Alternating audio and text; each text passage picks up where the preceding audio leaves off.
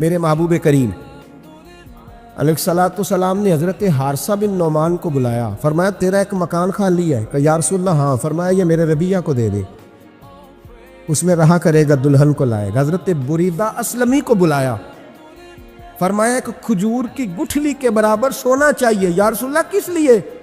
فرمایا میرے اس غلام نے اپنی بیوی کو حق مہر دینا ہے۔ حضرت سیدنا عثمان غنی کو بلایا، تیسرے صحابی، فرمایا ایک مینڈے کا بندوبست تو نے کر کے دینا ہے۔ حضور کس لیے؟ فرمایا میں نے اپنے غلام کا ولیمہ کرنا ہے، بکرے کا بندوبست کر۔ ساری تیاریاں کر کے دیں۔ حضرت ربیہ کہتے ہیں جب میں دلہن بیاہ کے گھر لایا تو میرے دوست یار رشتہ دار مبارک دینے آئے، کہنے لگے تیری کیا بات ہے، شادی بھی اعلیٰ خاندان، ولیمہ بھی، اور کھجور کی گٹھلی کے برابر حق مہر بھی۔ تو حضرت ربیہ رو پڑے، فرمانے لگے میں تو کالا کلوٹا حبشی غلام تھا، سلام بھی کوئی نہیں لیتا تھا، مجھے مبارک نہ دو، میرے مصطفیٰ پہ درود و سلام پڑھو۔ یہ سارا حضور کا کرم ہے۔ کہتے ہیں اس کا ذاتی معاملہ ہے، بھئی سارا دن تیرے ساتھ رہتا ہے، اٹھتا ہے بیٹھتا ہے، تیری نوکری کرتا ہے، تو نے کبھی پلٹ کے دیکھا ہی نہیں، تو نے کبھی اشکشوئی نہیں کی، تو نے اتنا ٹائم ہی نہیں دیا کہ تیرے کندھے پہ سر رکھ کے رو سکے، تیری توجہ ہی نہیں۔ نبی رحمت علیہ السلام دائیں بائیں والوں آگے پیچھے والوں کا خیال رکھتے، جہاں جس کو ضرورت ہوتی حضور اس کی ضرورت میں پہنچتے، اشکشوئی کرتے، نبی پاک پیار کرتے۔ کہتے ہیں اس کا ذاتی معاملہ ہے، میں کیا کروں؟ سنو، حضرت جابر بن عبداللہ رضی اللہ تعالیٰ عنہ کے جو والد تھے نا، حضرت عبداللہ بن عمر رضی اللہ تعالیٰ عنہ، وہ اعلیٰ ترین احد کے شہید ہیں کہ نبی پاک فرماتے ہیں رب کریم نے خود ان سے گفتگو فرمائی ہے، خود ان سے گفتگو کی اللہ تبارک و تعالیٰ نے۔ حضرت جابر بن عبداللہ کے والد عبداللہ بن عمر احد میں شہید ہو گئے، کچھ 6 یا 10 مہینے تھی ان کی، قرضے چڑھ گئے، کاروبار میں نقصان ہو گیا۔ ضروری نہیں کہ کوئی آدمی دھوکے بازی ہو تو وہ مقروض ہوتا ہے، یہ ضروری نہیں۔ تلک الایام نداولھا بین الناس، اللہ لوگوں کے دن پھیرتا ہے، حالات تبدیل کرتا ہے۔ اب صحابی پہ کچھ حق کر سکتا ہے، لیکن حضرت جابر کہتے ہیں اتنا قرضہ چڑھ گیا کہ ایک ایک بال میرا قرضے میں ڈوب گیا۔ قرضے بڑے دینے تھے، مقروض آتے، تنگ کرتے۔ خود نبی کریم علیہ السلام نے فرمایا ہے کہ جو مقروض ہوتا ہے وہ قیدی ہوتا ہے، جب تک قرض دے نہیں لیتا اتنی دیر تک وہ آزاد نہیں ہوتا۔ حضرت جابر بن عبداللہ کہتے ہیں میرے باغ میں کھجوریں پکی تھی، یہ بخاری میں بھی ہے، کنز العمال میں بھی ہے، ابن کثیر میں بھی ہے، امام حلبی نے سیرت حلبیہ میں بھی لکھا ہے، 20 درجنوں کتابوں میں آپ کو روایت ملی۔ فرمانے لگے کھجوریں جب میری پک کے تیار ہو رہی تھی تو مقروض جب پیسے لینے آتے تو میں کہتا قرضے، یہ کھجوریں پکتی ہیں تو دیتا ہوں۔ یہ ہم پنجاب کے لوگ کیا کہا کرتے تھے، ہاڑی سونی جی، یہاں چاول کی فصل پہ، یہاں گندم کے، ہم نے تو کپڑے لیے ہوتے تھے ادھار دکانوں سے کہ فصل پکتی ہے تو پھر دے دیتے ہیں، کہ کھجوریں پکتی ہیں تو دیتا ہوں۔ فرماتے پتہ مجھے بھی تھا کھجوریں زیادہ تھوڑی ہیں اور جن کے پیسے دینے ہیں وہ پیسے، فرماتے ہیں کھجوریں پک گئی،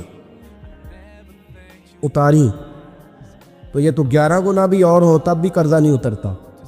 کہتے ہیں میں نے دوستوں سے، یاروں سے، رشتہ داروں سے، وہ جو کہتے ہیں نہیں کوئی حکم ہوا تو بتانا، پھر جس دن بندہ حکم بتاتا ہے اس دن کہتے ہیں آج سویرے ہی بچہ پیسے لے گیا، یہ تو 2 گھنٹے پہلے بتاتا تو تیرا کام، ہنس رہے ہیں آپ بیچ بیچ میں سے، 2 گھنٹے بس لیٹ ہیں آپ، بلکہ کئی تو پونے گھنٹے کا ٹائم دیتے ہیں، کہتے ہیں پونا گھنٹہ پہلے تو آ جاتا تو تیرا کام بس، اور جب بھی آپ فون کرو سے اگلی دفعہ کرے تو پھر شاید آدھے گھنٹے کا ٹائم دے دیں کہ آدھا گھنٹہ ہو گیا تو لیٹ ہو گیا، ورنہ کام بالکل تیار تھا۔ اور ہمارے زمانے میں تو دوستی قائم رکھنی ہے تو صرف اس سے رہ سکتی ہے جسے آپ کام نہ بتائیں، حالانکہ اس دوست کا کیا مطلب، دنیا تے جو کام نہ آیا اوکھے سوکھے ویلے، اس بے فیض سنگی کولوں بہتر یار اکیلے، کیا مطلب ہے؟ کام بتایا تو رفو چکر ہو گیا، منع کیا ہوا اس بات؟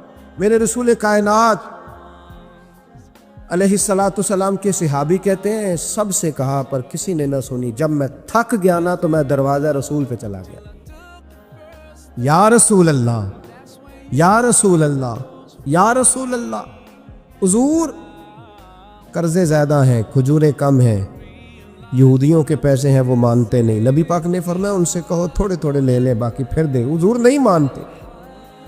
حضور کہہ سکتے تھے سلمان جاؤ بات کر کے آؤ, جاؤ بلال صہیب جاؤ. کون جاتا ہے مقروضوں کی سفارش کرنے؟ کہتا ہے بھائی میں نہیں بیچ میں آؤں گا, اتنے پیسے اوہ ہو, میں اپنے موبائل فون بند کر جاتے, کو پوچھے نہ.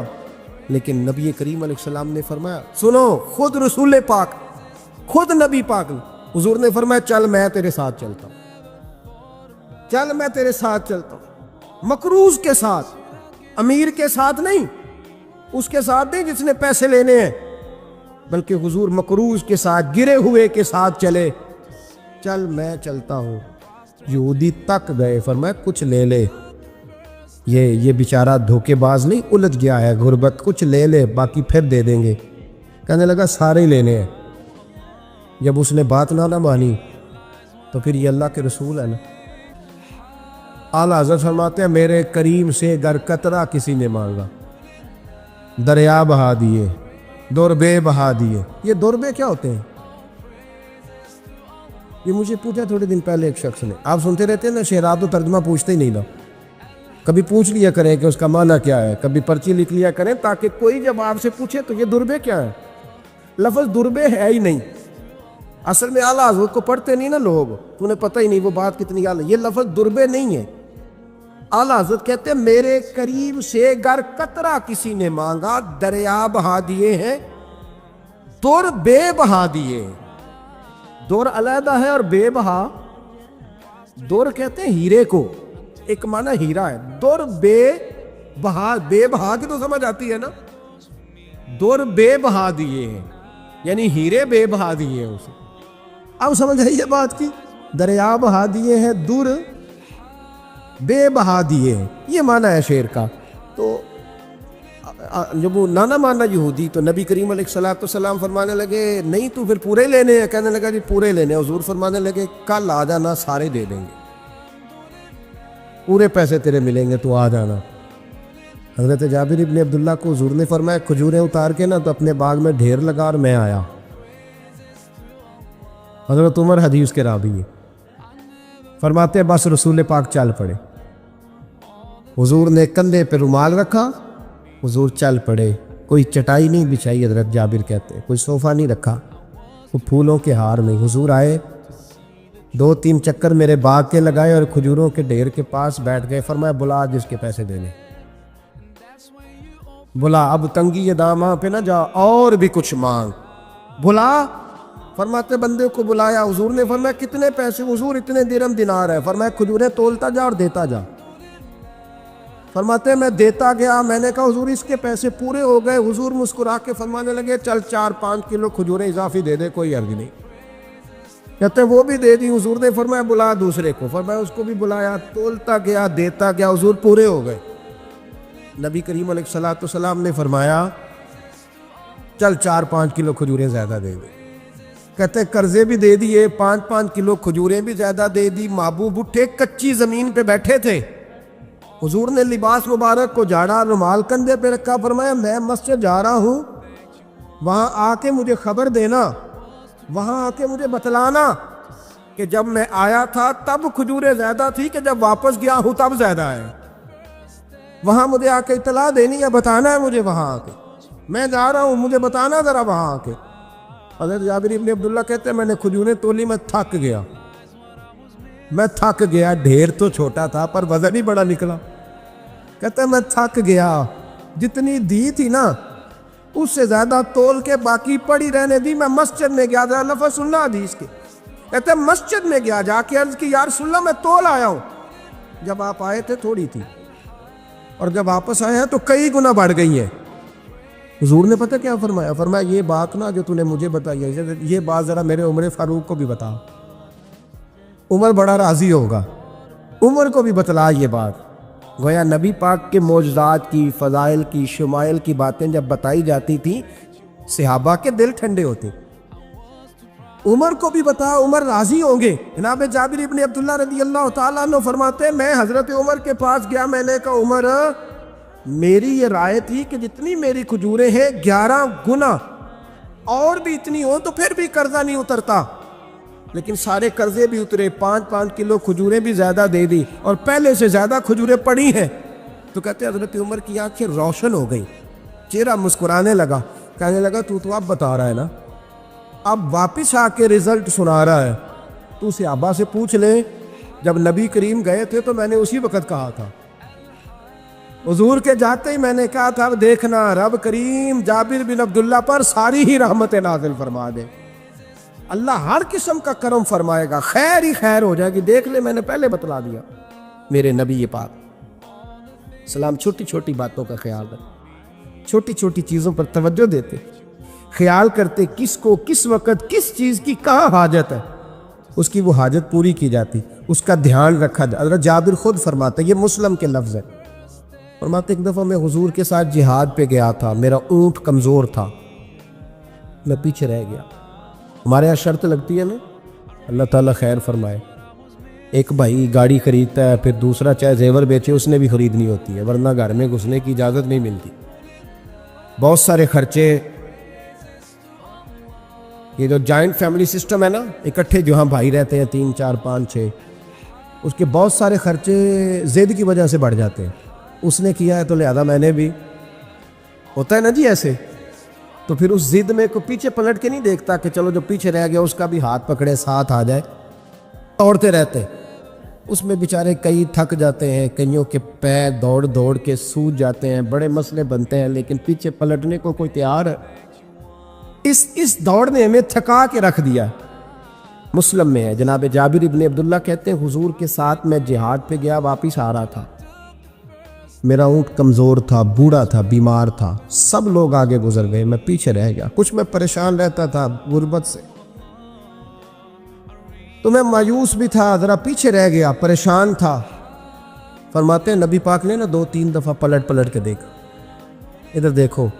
میں نے اپنی زندگی میں بڑے لوگ دیکھے ہیں, وہ امیروں میں چلے گئے, پیچھے پلٹ کے انہوں نے غریبوں کو کبھی نہیں دیکھا. کہ وہ ایک دوست ہوتا تھا ہمارا جو ماڑا ہے, غریب ہے, پلٹ کے نہیں دیکھا. کہتے ہیں نبی کریم علیہ الصلوۃ والسلام نا آگے گئے, سب سے آگے. حضور نے 2 4 5 دفعہ نا پیچھے پلٹ کے دیکھا. جابر ابن عبداللہ کہتے ہیں جب میں نظر نہ آیا تو میرے محبوب کا انداز کریمانہ دیکھیں, حضور اعلانیہ فرمانے لگے, بھئی مجھے جابر نہیں نظر آ رہا. بے خبر ہو جو غلاموں سے, واقعہ کیا ہے, واقعہ کیا ہے. یہاں ہمارے استاد جب یہ حدیث پڑھا رہے تھے نا,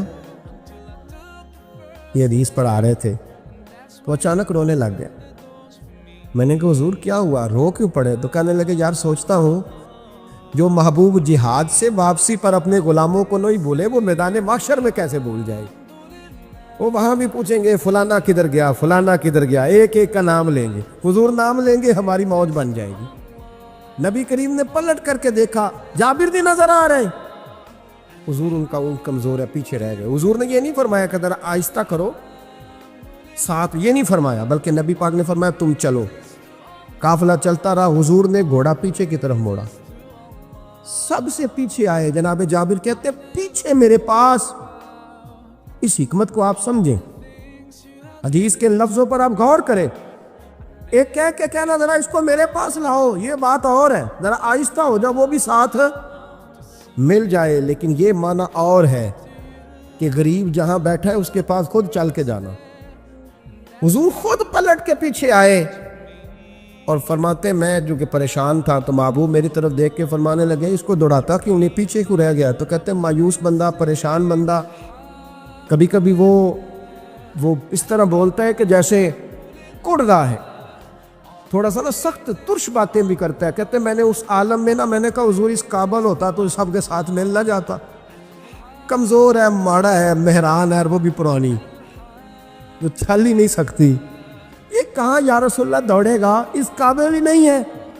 حضور اس قابل ہوتا تو قافلے کے ساتھ نہ ہوتا. کہتے ہیں حضور نے میری طرف توجہ فرمائی, میں باتیں کر رہا تھا اپنے اندر کی پریشانی کی, تو حضور مسکراتے جا رہے. حضور کے ہاتھ میں چھڑی تھی, فرمانے لگے ایسے ہی تو باتیں کر رہا ہے.